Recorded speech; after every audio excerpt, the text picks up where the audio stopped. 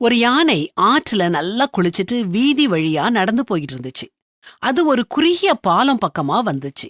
அதுக்கு எதிரா ஒரு பன்றி வந்துச்சு. அது சேற்றுல நல்லா புரண்டு எழும்பி வந்துகிட்டு இருந்துச்சு. அத பார்த்த யானை அமைதியா ஒரு பக்கமா ஒதுங்கி நின்னு அந்த அழுக்கு பன்றி போக வழி விட்டுச்சு. பன்றி போனதும் தன்னுடைய பயணத்தை தொடர்ந்துச்சு. அடுத்த நாளே அந்த பன்றி தன்னுடைய நண்பர்கள் கிட்ட ரொம்ப பெருமையா, நான் எவ்வளவு பெரியவன் தெரியுமா, யானையே என்னைய பார்த்து பயந்து ஒரு பக்கமா ஒதுங்கி எனக்கு வழி விட்டுச்சு, நான் யானைய விட பலசாலின்னு சொல்லுச்சு. இந்த செய்தி காற்றுல பரவி கடைசில யானை கூட்டத்துக்கே வந்தடைஞ்சது.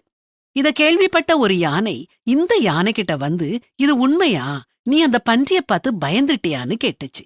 அதுக்கு இந்த யானை, நான் ஒரே மிதியில அந்த பன்றிய கசக்கி பிழிஞ்சி தூர எரிஞ்சிருப்பேன். ஆனா நான் சுத்தமா இருந்தேன். அந்த பன்றி அழுக்கா இருந்துச்சு. அத என் காலால மிதிச்சா என் கால் அழுக்காயிருமேன்னு அதுக்கு வழிவிட்டு ஒதுங்கி இருந்தேன்னு சொல்லுச்சு. நம்மள பார்த்து யாராவது ஏதாவது அவதூறு பேசுனாங்கன்னா, நம்மள பற்றி தவறா பேசுனாங்கன்னா, ஒவ்வொன்னுக்கும் நாம பதிலடி கொடுக்கணுங்கிற தேவையே இல்லைங்க. அசிங்கமான வதந்திங்களை நம்ம முகத்துக்கு எதிராவே பேசலாம். அதுக்கு நாம பதிலுக்கு பதில் பேசினோம்னா நம்ம மேலதான் அசிங்கம் படும். அப்படிப்பட்ட சூழ்நிலைகள்ல நாம ஞானத்தோட தாழ்மையோட செயல்படணும். அந்த யானை மாதிரி எதிர்வரும் அசிங்கமான சவால்களை எதிர்த்து நிற்காம விலகி போகணும். வழக்குக்கு விலகுவது மனுஷனுக்கு மேன்மை. மூடனானவன் எவனும் அதிலே தலையிட்டுக் கொள்வான்னு பரிசுத்த வேதாகமத்திலையும் வாசிக்கிறோமே.